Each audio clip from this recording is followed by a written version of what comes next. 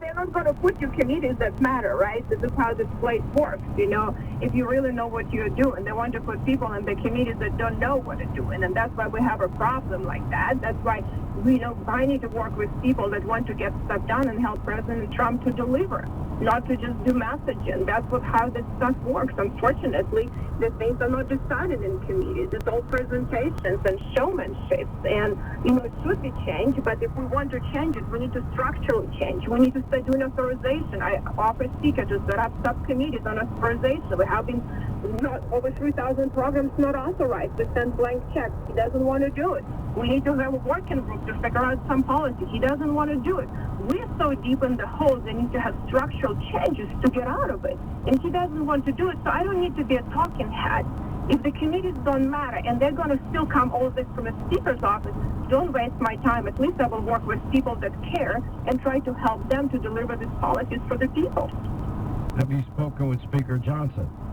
Oh, I spoke many times with him. Believe me, I do a lot of conversations before I make a decision, you know, and I honestly didn't plan to make a public statement. I just disagree that Republicans are not willing to govern, but unfortunately in D.C. everything becomes public, so I have to make a statement about that. But if my Republicans are not willing to deliver next Congress and help President Trump to deliver and help Vivek and Iran to deliver and other, you know, appointment people, then we are not going to be able to govern and will not be able to actually save this republic. And they try to push this stuff like in February. They cannot do that. They try to jam conservatives to force a bunch of slush funds and tax cuts in February so they can intimidate you with, oh, you're not going to vote for the border. They don't even want to support what, you know, Freedom Caucus said, that we need to have two separate reconciliations because we're not ready. We will not even have appointments already approved in February. We're not ready to put some policies in the code. So it has to be two reconciliations. We have to have a plan. We cannot just overnight develop these plans. And we have to be serious about actually these plans make sense, that they're good for the economy and for the people.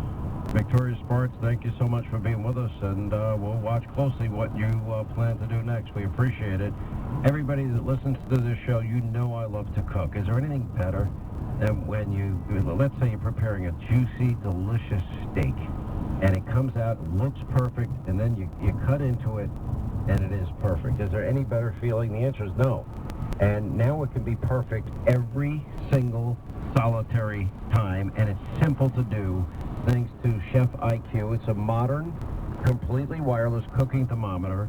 In other words, it will tell you when to turn over. I don't care if you're eating meat or chicken or pork or steak or a cheeseburger or fish. It'll tell you when to flip over your burger based on, you just download a simple app and you just put the probe in, and it tells you when it's cooked to perfection every single time, your preferred outcome.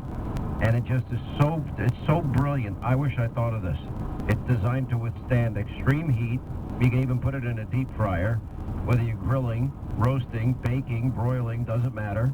They'll guarantee perfection regardless of what you're cooking every single time. You put the probe into your food. You choose your desired level of doneness on the Chef IQ app. It's simple to use. Tells you when to turn it over. Tells you when it's done. It's that easy. You're like a master chef. It's just brilliant, and it's simple to use, and it's fun, and I like perfect food. I'm kind of a perfectionist. I wish I thought of this idea. I really do. Anyway, the hundreds and hundreds of the thousands of people have found it. Now you're going to find it, and you're going to love it as well.